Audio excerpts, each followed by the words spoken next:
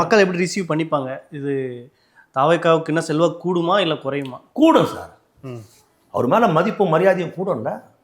அவர் தான் சொல்கிறாருல்ல, எல்லாத்தையும் விட்டுட்டு நான் வந்திருக்கிறேன், உங்களை நம்பி வந்திருக்கிறேன், என்ன கைவிட்டுற மாட்டீங்களேன்னு கேட்குறாருல்ல.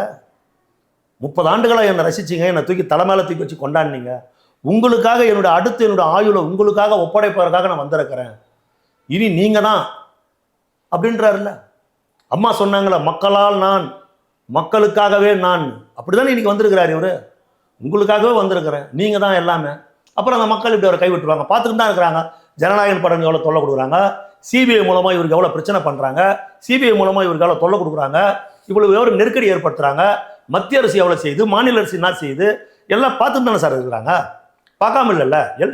எத்தனை நெருக்கடிகளை கொடுத்தாலும், எத்தனை இடையூறுகளை ஏற்படுத்தினாலும், மக்கள் ஆதரவு என்கிற அந்த மகத்தான செல்வாக்கை கையிலே வைத்து இவர்கள் அத்தனை பேரையும் மண்டியிட வைப்பார் தளபதி விஜய் களத்தில். பாருங்க, பார்க்க தானே போகிறோம்.